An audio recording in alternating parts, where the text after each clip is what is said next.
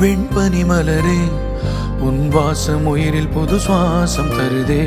உன் இருவிழியால் என் ஆயுள் ரேகை புது வாழ்வு பெறுதே.